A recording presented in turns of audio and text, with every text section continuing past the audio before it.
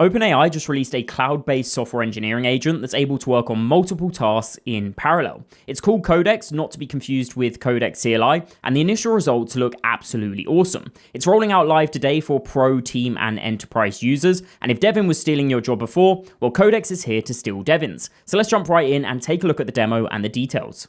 So once you get access to Codex, you'll see it on the ChatGPT sidebar, or you can go to chatgpt.com/codex. Now, the first time you do this, you'll actually be taken through an onboarding flow where you connect your GitHub so it can actually use your repos. Then you just type in the repo that you want the AI to work with, and we can click Use Environment. Once you do that, ChatGPT is actually going to recommend some beginning tasks for you to try out, and you can see there's actually two types of tasks. There's Ask and Code. Pretty self-explanatory what those ones are going to do, and we'll just start out with those three basic starter tasks. One of them there is going to explain the code base to you, one of them finds and fixes a bug for you, and the last one is essentially trying to find some typos or bugs and suggest some actions on how you would fix it. So we're going to go ahead and start them off, and you can see we're actually taken to an interface that has a prompt window where we could type in any custom task that we wanted to as well. And you can see our tasks are going ahead and running down here, and they could actually take anywhere between a minute and 30 minutes. If we take a look at one of those ask tasks first, where we asked it to review the maintainability of our code and also look for bugs, you can see that the interface is pretty similar to ChatGPT, where we can see how long it's thought for, and then it's just going to give us some suggestions with code blocks.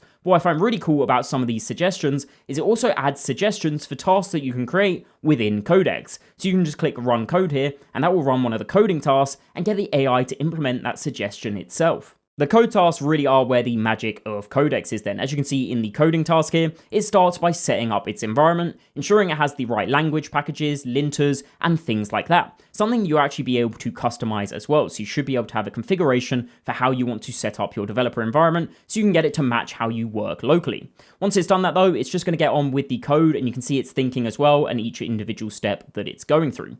Codex is actually able to read and edit files, as well as run commands, including test harnesses, linters, and type checkers. As you can see as well, you'll be able to monitor Codex's progress in real time, so you can see what it's doing over here in the terminal. Now, at the moment, they don't have the ability to course correct it, so if you see it doing something wrong, you do have to wait for that task to complete, but I'm sure that's something that's going to come in the future. You can also provide custom instructions to how Codex will work by creating an agents.md markdown file, and in there you can just put some instructions on how you like to work within your code base, how you like it to structure commits, and just everything like that the agent can take into its context and work how you would want a fellow employee to work. Once a task is complete, you can see you get a diff-view of the code changes that it's made, and you can also review the logs to see what it was doing over that time. Then in the chat window, it provides you with some information of what it's done. But what's really cool is you get that verifiable evidence. So it's always going to try and show you a test run that it's done or some console logs to prove to you that it has actually completed its task, and you'll be able to see a tick or a cross on whether it actually has.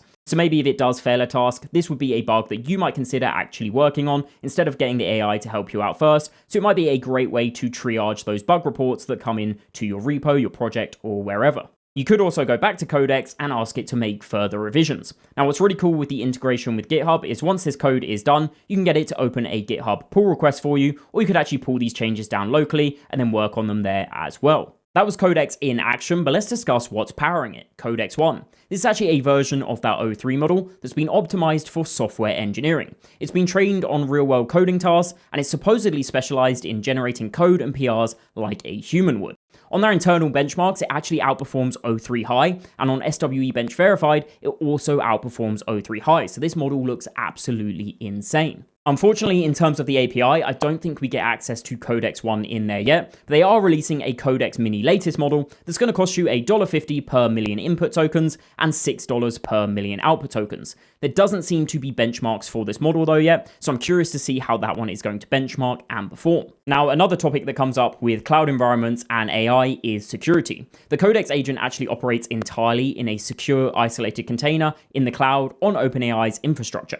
During task execution, internet access is actually disabled to limit the agent's interaction solely to the code that is pulled down from your GitHub repo and any pre-installed dependencies that it may have needed to get you set up and actually working within the environment. So that comes back to that environment configuration that we spoke about earlier. The agent will not be able to access external websites at the moment, moment, APIs, or any other services like that. So this should help stop things like prompt injections from being able to steal your environment variables. Go and try this out if you have access to it and let me know how you got on. I'm really curious to see how this will all develop and maybe look back on this video in a few years and just see how far we've come, especially with our recent purchase of Windsurf as well. I'm curious how well they're going to integrate these things. While you're down in the comments, subscribe, and as always, see you in the next one.